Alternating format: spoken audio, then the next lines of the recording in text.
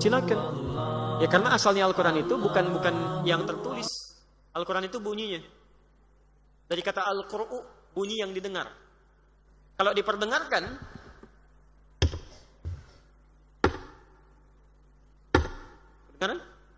itu qiraah namanya, yang diperdengarkan.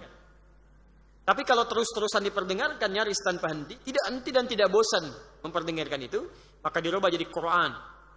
Quran. Kalau ditambah al jadi Al-Quran, artinya khusus beda dengan yang lainnya.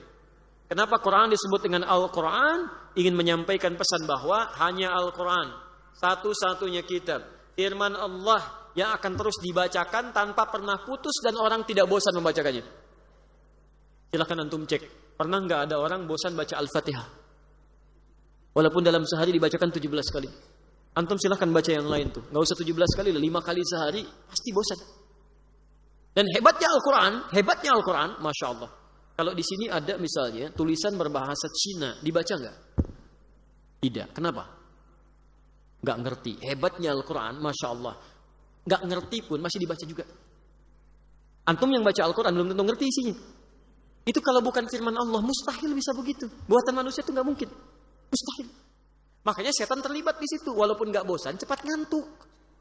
Silakan baca Al-Quran 1 jam begini, pasang status. Tapi baca Al-Quran baru 10 menit sudah begini itu. Karena terlibat setan di situ, pahalanya banyak. Pahalanya banyak. Nah, teman-teman sekalian, itu bunyinya. Kalau sudah dituliskan dalam bentuk tulisan, namanya bukan Al-Quran, mushaf. Mushaf. Tapi di dalamnya ada nilai Al-Quran, karena itu harus dihormati. Tidak boleh kita lecehkan, simpan di bawah dan sebagainya. Itu mushaf. Jelas?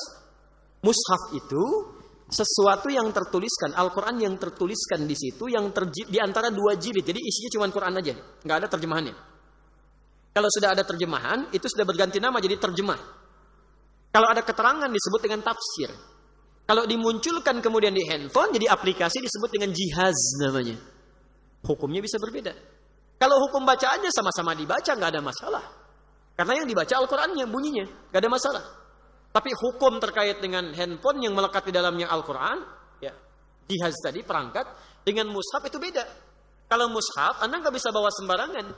Bisa, maaf ya, mushaf misalnya dibawa ke tempat yang kotor, ada orang ke toilet, bawa mushaf nggak boleh.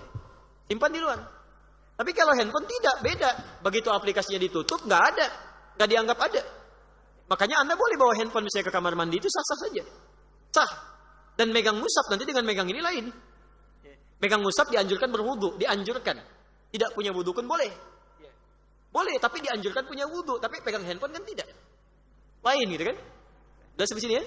Jadi kalau hukumnya baca Al-Quran via Android itu boleh. Silakan sah-sah saja. Sah-sah saja. Insya Allah.